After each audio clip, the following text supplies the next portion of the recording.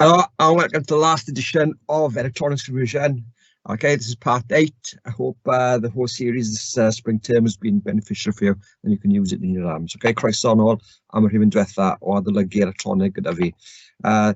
This is part of the Carlam Cymru revision sessions and I'll be focusing on A-level electronics. Today I'll be doing about audio systems and about data transfer, primarily with fiber optics. Session will last around 45 minutes. If there's any questions, please use the question and answer session and type them in. I'll try and get back to you. The session is recorded and the recording is available on the e-sgol website. If you go onto the Carlam Cymru e-sgol website, okay, and then you click on the Carlam Cymru, the recording section will come up and you can have access basically to all previous editions from this series of electronics and other subjects as well. There are also recordings from last year that you can have access to, which might help with other subjects. Okay, going on to what I've been harping about for the last 7 lessons now. Okay, those are the equations that are not available in the exam. Okay, please remember the VIR, you've got the power equations, and you've got the potential divider equation, which are the most useful of the lot. Okay, make sure you write those down maybe at the start of the paper. Today, okay, we'll be looking at audio and we'll be looking at fiber optics. So the equations which will be handy, okay, is this one, which is to do with the summing amplifier. So that's going to come up. We've also got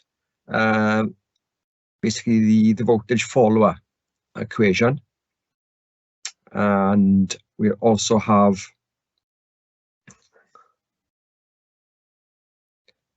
we've got the N-channel available bandwidth over channel bandwidth that comes up with the fiber optics quite often, and that's to do with time division multiplexing. Also to do with the fiber optics, we do have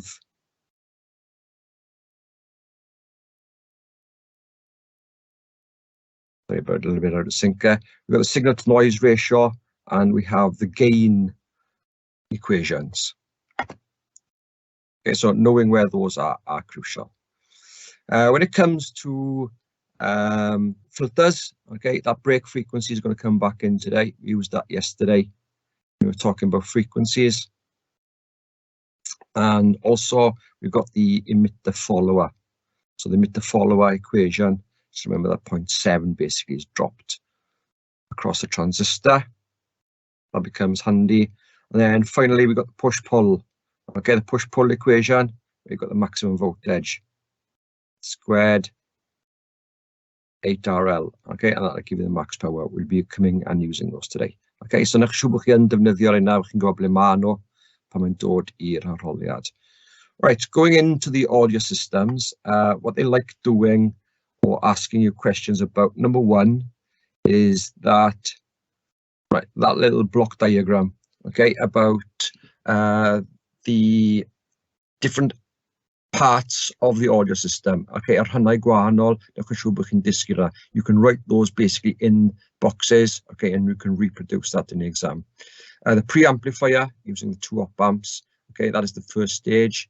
Then you've got the mixer section, which is basically your summing amplifier. Okay, that equation is in your data sheets. You've got your tone controls. Now your tone controls will use filters, so you got your break frequency. Now this is the one I really don't like, is that you have to basically remember how to draw all 4 of those. Okay, they can do it. They could ask you to draw basically any one of those. Tone control graphs, okay, recognizing the bass boost, bass cut. Okay, those are graphs need to be learnt as well. You've also got your emitter follower, right? Learning how to draw that is important. Basically, how to forward bias a power amplifier, okay, by using potential divider so it's constantly on. Recognizing basically how to put a signal on top of a riding voltage. Okay, so none is lost. You've also got your MOSFET equivalent, okay, for both of those. And then you've got your push-pull.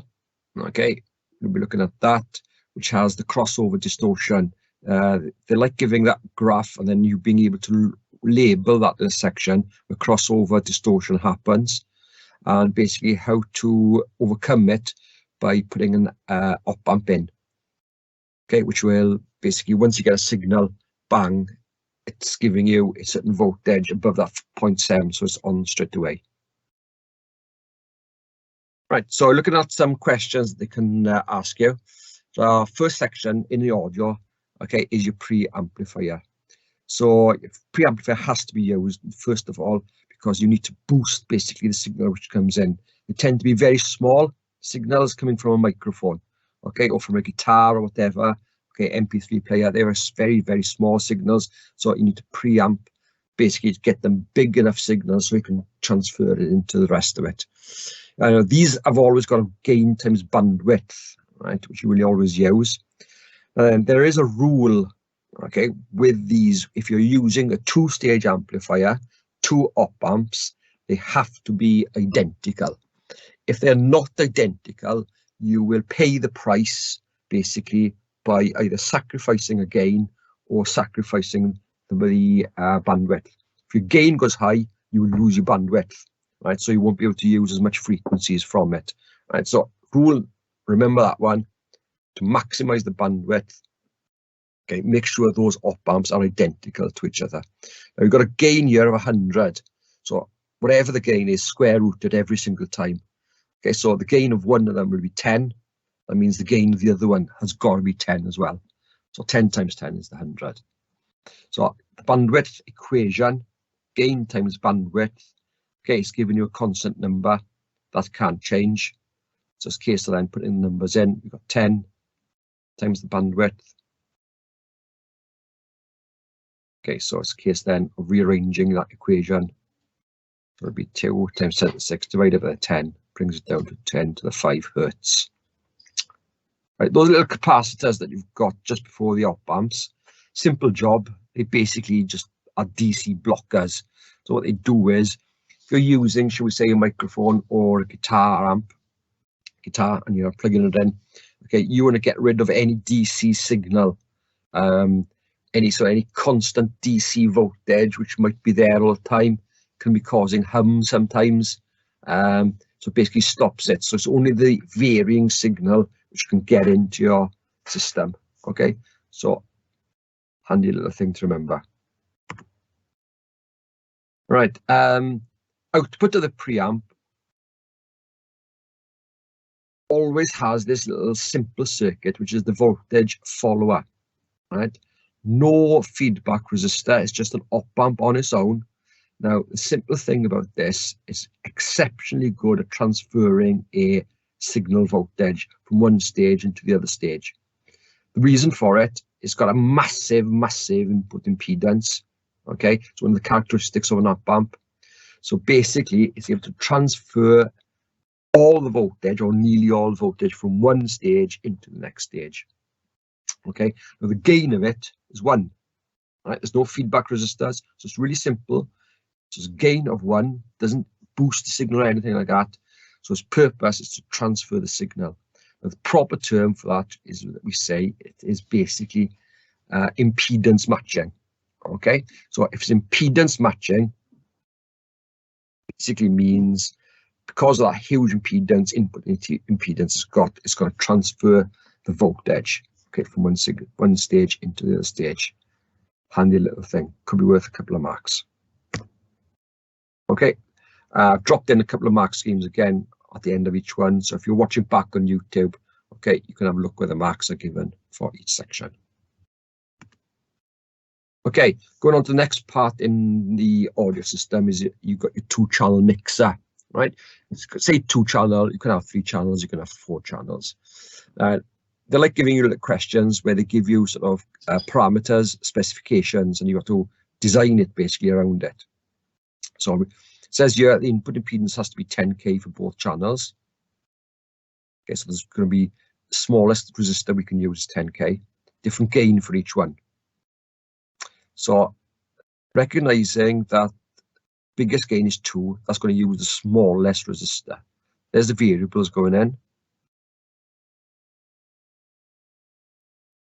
Right, so channel 1 has got the highest gain, okay, which is the -2. -2 because we're going to minus value because we're going into the inverting. Okay, so mewn i'r un gwrthdroadol. Okay, so mae cynnydd mwyaf gyda fe mewn I channel 1. So, got to use 10k as a minimum value. So biggest gain, I'm going to use the 10k. So that means automatically the feedback resistor RF over Rn, 20 divided by 2, 10, give me the 2. So feedback resistor automatically becomes 20. Okay, for channel number 1. Now channel 2 has simply got a gain of 1. Okay, so in your head you can do that automatically. So 20 divided by 20 gives you the 1. So that's channel 2 basically straight away. 20k resistor. So I'm fulfilling basically that specification. Those variable resistors there. Okay, so you can change the gain on that channel if you wanted to. Okay, moving on. We've got channel 1 and channel 2. We're set to give maximum voltage. Okay, so I've got these two signals going in. As I said, this is a summing amplifier. So I'm using the summing amplifier equation. So basically, I've got 10 millivolts, gain of 2. That's for channel 1. And for channel 2, I've got a -4, just watching that minus sign.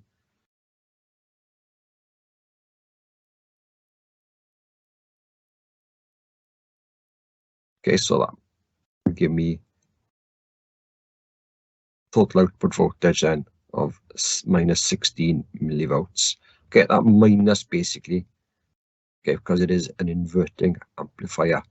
Okay, so that's basically practice that one on a calculator, just opening the brackets up, not to put it in. Okay, that's just summing amplifier. Okay, there's the mark scheme. You can see where the marks are given. Recognition of filters. So we'll go through all of these. First one here. Okay, there's the base cut. Frequency going lower. This one's frequency on the base end. It's getting higher. Voltage gain. We've got treble cuts. Treble frequencies coming down. And we've got a treble boost. Okay, so recognition of those, make sure you know them. Right, knowing where the break frequency is in each one. There's your FB. Okay, FB, that's in your data sheet. Okay, often ask you to calculate this. So now that you've identified them, get a question which says which one of those is the treble boost. Okay, you can go in with D. Now the problem that you got here, okay, with the treble boost, you've got a big gain with the higher frequencies. So what can happen is that because that gain is high, you can basically, the output could saturate, okay? Because your gain, you're boosting your high frequencies. So basically, they could distort the signal, all right? It saturates. So that could be a type of distortion. You clip, basically, the output because they are coming out of an op amp. Yeah, so recognition of those filters worth always a couple of marks if you recognize them. Okay. Right. So this is one where you have to recognize basically which one of these it is. Now, there's a little trick that you can memorize. All right, is that if you have the capacitor and the resistor next door to each other in series, then it's something to do with base. Yeah, so base series, if you have a capacitor in parallel, okay, parallel, okay, because of the treble, okay, so it's one way of recognizing, right? And because it's on top, they're always looking at the resistor and the capacitor. What are they doing together? Those resistor, the big R and the capacitor are always the ones that you're looking at. Okay, if it's on top, then basically that is the boost. Okay, recognizing where the break frequency is as well. Now the key thing is at break frequency, what happens? The reactance and the capacitor and the resistor, they're equal. Okay, that's why you get the break frequency. That's a key little fact, always worth a little mark. Calculation of break frequency is always quite easy, really, because that's all I do is quote the equation, put numbers in. Just be careful about your indices. So in this case, it was a 75k. Okay, now it is the resistor, which is basically with the capacitor. Those are the values you always use in the equation. Okay, so if it was down there, if the capacitor was down there, okay, you'd be using that resistor with it. Okay, so just in case then, again, practice that type of thing. Okay, put it into a calculator, set up your fraction button, make sure you can use that X 10 to the power button on your calculator to get those values. Okay. Right, frequency response basically for that filter. Now we know that that was a bass boost. So if you know your filter shapes, okay, you could sketch it next door to like, that's what I'm going to try and reproduce. Now that gain, which is constant, I can work out. It'll always be the feedback resistor divided by the input. So in this case, there was a 75 on top and 15 going into it. That gives me the 5. So that line there is going to match the voltage gain of 5. Now I've worked out the break frequency previously. That was 96. But what I can do, I'll mark in those points. There's the 96. Okay, and that was a gain of 5. So anything above that gives me a gain of 5. And I'm going to draw in the boost. That can be, you know, I don't know where that's going to go really. Okay, as long as I'm showing a slope, which is showing a boost, that is fine. Okay, unless they specifically give you a value, shall we say, or a frequency of 10 gives a gain of whatever, right? But I've never seen that in the paper, to be honest. Right, you put this signal into it, what you get out. So the frequency, if you put a frequency in, you always get the same frequency out. There's no change, whatever you get in frequency-wise. Okay, now 100 millivolts is coming in, and at 500 hertz, the gain is 5. Okay, so it's above the break frequency, so the gain was 5. 5 times that 100 volts, millivolts, gives you the 500 millivolts. Okay, so recognition of filters, always important. Okay, saves you time if you know it all. Okay, and there's the mark scheme, which shows you where basically those marks are given. Okay, sticking with the audio amplifier, we're moving on basically to a different section. So they're giving you the blocks again. Now you should know where maximum power transfer is really important. It is always between the power amp and the speaker. Right, so the power amplifier gives you a big signal, and then you can transfer all that power possible to the speaker. Okay, so link there is always S. Now to maximum power transfer, you always try and make sure that those two resistors basically in the subsystems are equal to each other. It's just a fact, you memorize that. Right, so for maximum power transfer, R1 is equal to R2. Okay, so those little facts worth always a couple of marks.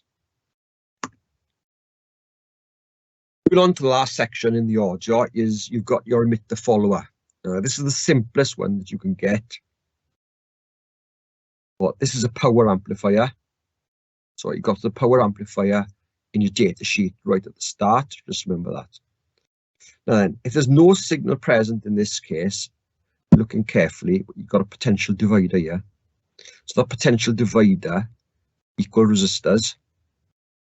If those are equal resistors, it's going to divide the 6 volts in half. So you're going to have 3 volts at that point all the time. So if there's no signal coming in, you've got 3 volts basically coming in. So on your output, you will constantly have 2.3 volts. Right?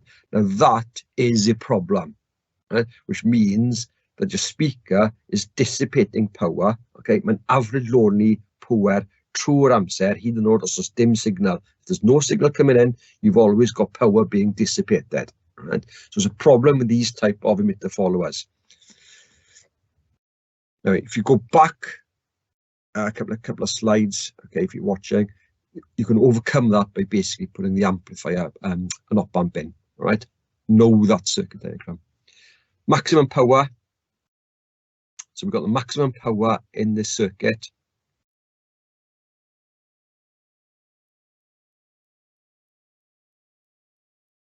Power dissipation is you've got V squared over R from power.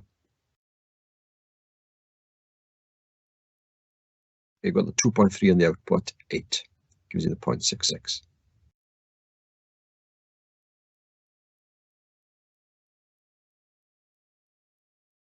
Okay, now in this case, yeah, by putting those potential dividers in, what it does is overcome, basically, if you've got a small signal, you're not going to lose it, right? So if you've got a small signal under 0.7, because that is always on 2.3 volts, if you've got a small signal, which is less than 0.7, now what happens, that signal is going to ride on top of that 2.3 volts.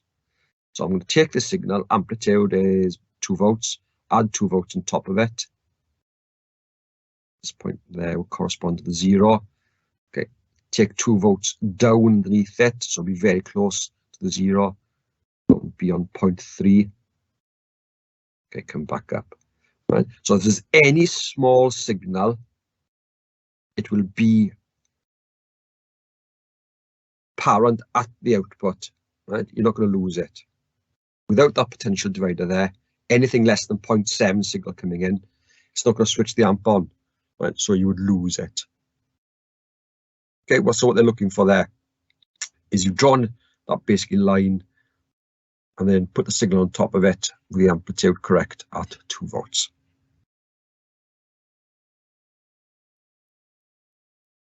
Okay, now emitter followers, as I said, they do have problems. Number one is that they don't work on the negative cycle, because if you go into negative voltage, right, that emitter follower won't come on.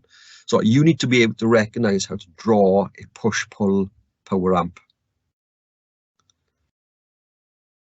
Right, you've got 2 transistors. So I like to do the technique, basically draw the 2 in. Now the top one would be your NPN transistor, which is your normal one, right, that we so used to do using for calculations and stuff. Now the bottom one is going to be linked to the -6 volts. Now that is a PNP. So they could ask you, NPN is on top, PNP is on the bottom. What happens that the top one works on the positive cycle, bottom one will be off. But when you've got the negative cycle, this PNP will come on, and then the NPN will go off. Now you do have a problem even with this one, in that there's a little area there, but both of them will be off. Okay, because there's no potential divider here. So it's anything less than 0.7, right, you don't have a signal. So that's called crossover distortion. Sometimes they'll ask you to draw that. Now this one, the P max equation, okay, which is from the top, from the data sheet. Watch that VS squared. The VS is not 6, okay? It is the difference between both of them.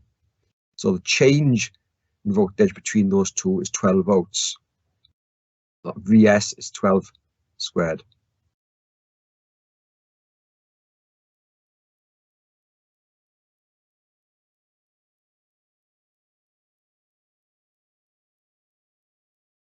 Okay, that should be squared there. But one advantage, as I said, it's not on all the time, okay, but crucially, it works basically on both cycles.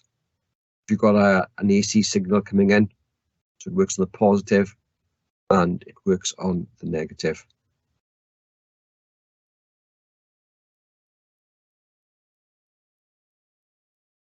Okay, so yeah, knowing that little diagram, often worth a couple of marks. Okay, and there's the mark scheme which goes with it. There's an error in the mark scheme, by the way, right, with that 18 which is there. Okay, that covers basically the audio section. Okay, so moving on to communication systems. So with communication systems, yeah, this is a big topic. So we look basically at fiber optics more than anything, okay, and together with time division multiplexing. So also about signal attenuation, signals going into the fiber optics using the gain is 10 log P out over P in, and the signal to noise ratio equation as well when it comes to fiber optics. I can't cover everything on this session today about fiber optics, but yeah, this can be one of these question areas where you have to know the advantages of fiber optics over copper cabling. They like asking questions like that, but there will always be some sort of question to do with gain and noise on a signal and attenuation. So we're going to concentrate on those. So there we go with, with the wording things on fiber optics. Yeah, you should know about the cladding on the inside, on the outside of it, protects the glass layer. You've got multi-mode, you can have more than one signal going inside. You've got losses due to absorption by the core. You've also got dispersion happens inside. So yeah, there's lots of things on fiber optics, but I'm going to concentrate on the equations. Right, first thing, with any type of communication, know the difference, what the problems we have between noise and distortion. So if there's a signal, that's a sinusoidal signal, any sort of variation in that signal, that would be noise from an outside source. So that signal, if it sort of changes shape due to clipping, okay, that would be a distorted signal. Right? So noise is primarily due to the generation of an external signal. Right? So example for that could be caused by lightning, right? It could also be caused by machines, right? Anything which is outside of the system itself. Okay, it's interference basically from certain objects on other objects. Okay, so from an external source. Now, distortion is always an internal thing. Something's happened in the circuits. So the signal basically, you could have had clipping happen because you've saturated, right? So it's from an internal part of the circuit itself. As we said, possible sources of noise, yeah, you could have put down lightning. It could be down to motors as well. Okay, motors produce magnetic fields. Magnetic fields can induce voltages. Yeah, they can cause noise. Here we go with the signal to noise ratio equations. So in this one, we've got a power level of 5 milliwatts going down a signal, negligible loss. And you've got a noise signal of 0.01. Okay, quote the equation always. Signal goes on top, Pn. Now, this is one where you have to practice on a calculator. You've got that log. Know where that log to the base 10 button is on your calculator. That'll be 5 milliwatts goes on top. Just watch that is 5 times 10 to the minus 3. You're putting it in. And then on the bottom, it's a tiny bit of noise, 0.001 milliwatts. So what you're giving now is a ratio, basically, of your signal to the noise. And it's always given in decibels.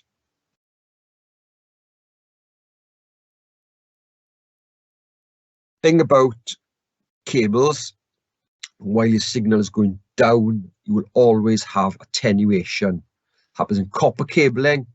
It doesn't happen as much with fiber optics. But know the term of attenuation basically means that your amplitude will decrease as the distance is traveled. What we have to do very often with signals is boost them again. And the way that we boost them is putting them into amplifiers. Okay, we have to do it every certain amount of miles, basically. And yeah, you need less attenuators with fiber optics than we do with copper. Know that advantage. The problem is basically due to heat. usually dissipation. Right, we've got bandwidth of 1.5 megahertz in a cable. So this is basically one of these questions asks you, how many channels could you fit in?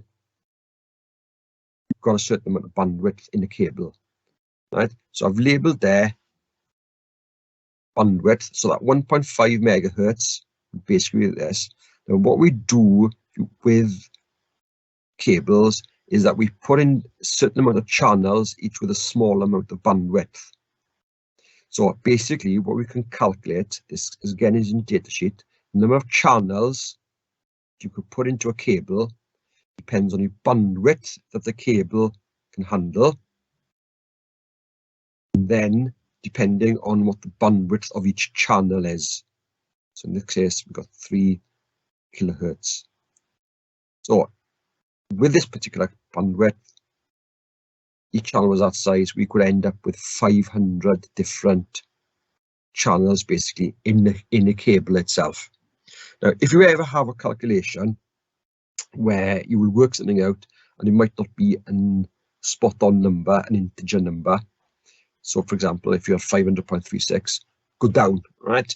Because you can't have an uneven, not an integer number of channels. So make sure you go down to give the nearest whole number for that.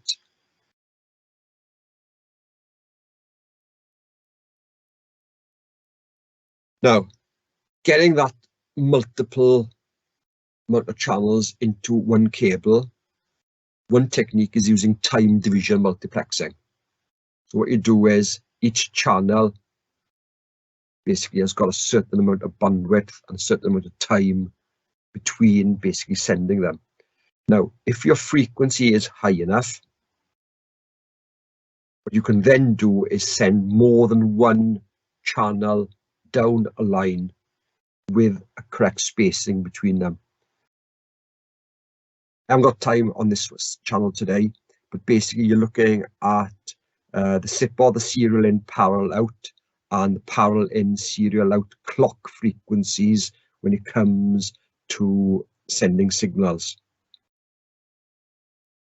In time division multiplexing, what you're doing, your signals are broken into small little sections. So those sections have then got a certain space basically allocated within the cable itself. Knowing that you have to have a little gap between them, you've got a little guard band, so you've got no interference, is worth knowing as well. And each signal is then sent in turn. Now, the advantage of this, as I just said, you're going to basically send more data down. Okay, so within a copper cable or within a fiber optic, you can have 100, 200 messages being sent at the same time. More in an optic fiber than in the copper. Okay, so more data can be transferred. That's the advantage of time division multiplexing. Now, because if you're using time division multiplexing, another advantage is you would need fewer cables. Okay, or you could say if you had the same amount of cables, then you're increasing even more the amount of data that you can be sending down. So that's time division multiplexing.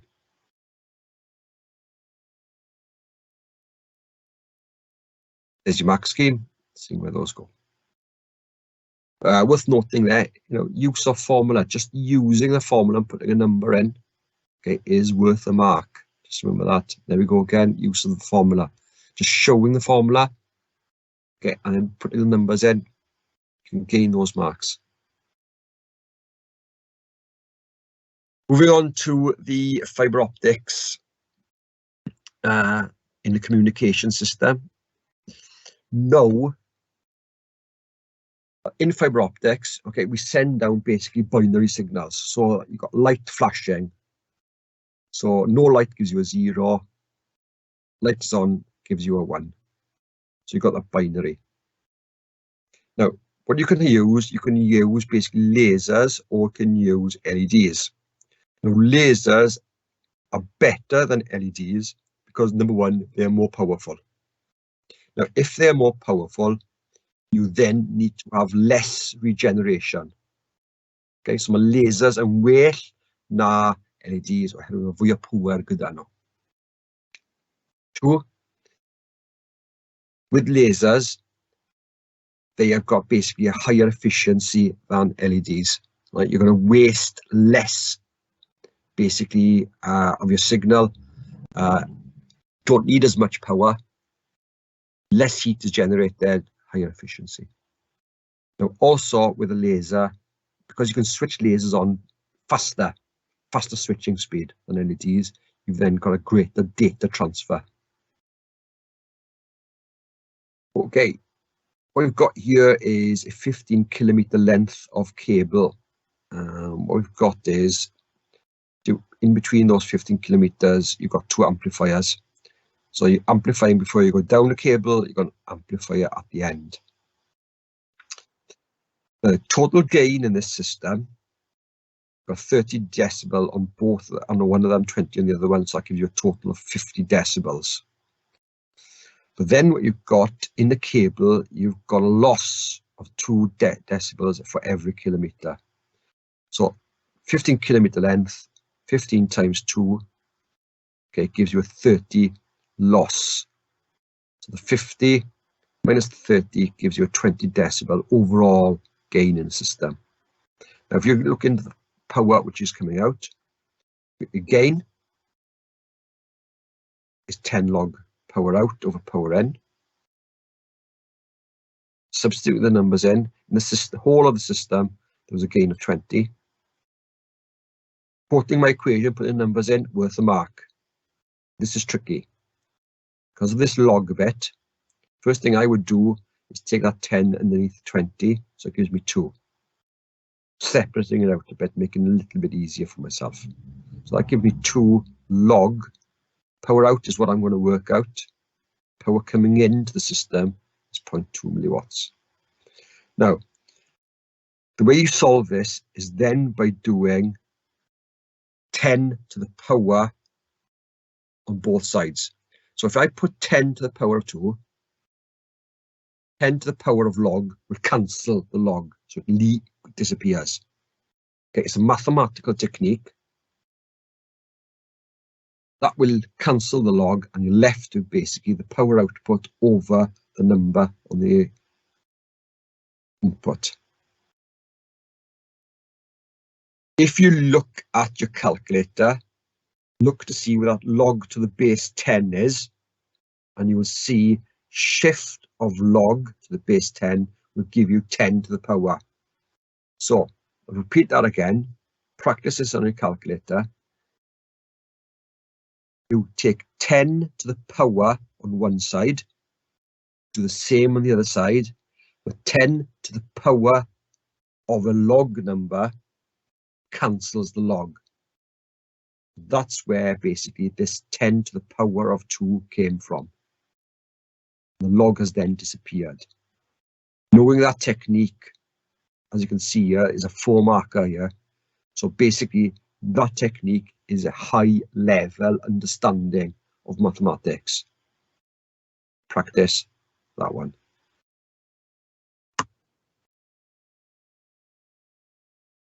What we've got here is a diagram. Okay, you might have to redraw this one. Now, with this optic fiber receiver, what you've got here is a photodiode. So light will be flashing in on this. This will be switching it on and off. Now, what you've got here is basically a infinite input impedance going into the op amp. So there'll be no current going into the op amp at all, right? So the current is coming from your feedback, that feedback resistor, and then down through the photodiode. Excuse me. There's no current going through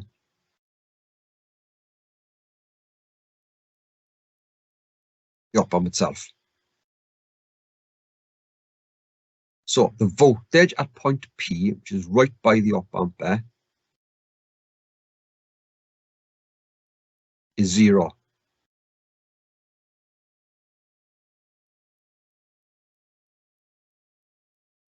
Now, the reason for that, if the op amp is not saturated, basically there's 0 volts at that point there. Okay, so which would mean, if you look at that non-inverting, it is hooked up to the 0 volts. So if there's no saturation, but the non-inverting will also be 0. Okay, so they're identical to each other. So there's no output. That means the voltage at the inverting has to be 0.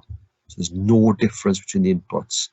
If the output is not saturated, not volts, they have to be identical to each other, which means it has to be at 0 volts. Right, so I've sort of explained this once. The current through the feedback resistor is virtually equal to that of the photodiode. So there's no current into the op amp. No input in current going into the op amp because there's no basically a resistor input to it. So it has basically infinite input impedance.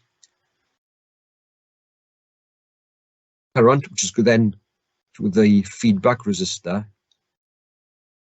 which would equal the current basically of the photodiode.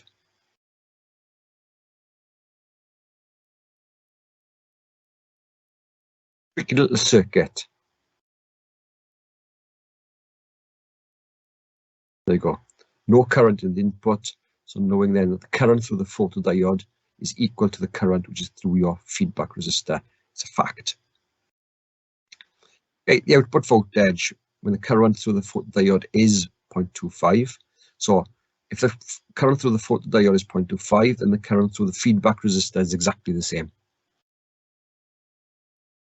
So finishing basically with the simplest equation that we always have to write down is V equals IR. So what we've got is 0.25 milliamps and the feedback resistor was 10K.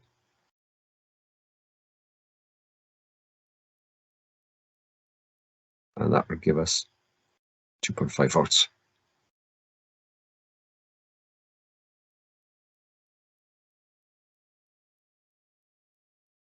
So in summary, there's your mark scheme there. So in summary, important things for you to remember basically when it comes to equations there, diagrams.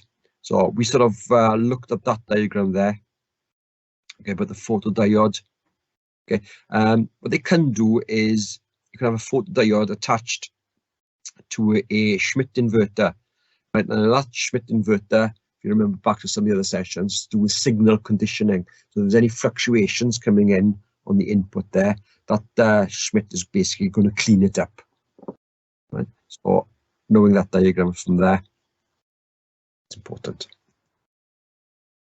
Covered the time division multiplexing,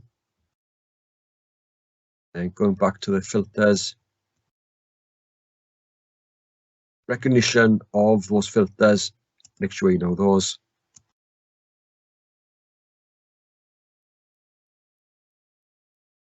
Yeah, and I would say that probably the most tricky thing is knowing the diagram for your push-pull. Learn that one. Also, knowing the 4 diagrams for tone controls might be worth a couple of marks. So that's it. Hopefully the whole series has been of use to you. Okay, and if you're sitting in your exams this year, pob lwc i chi. Okay, good luck.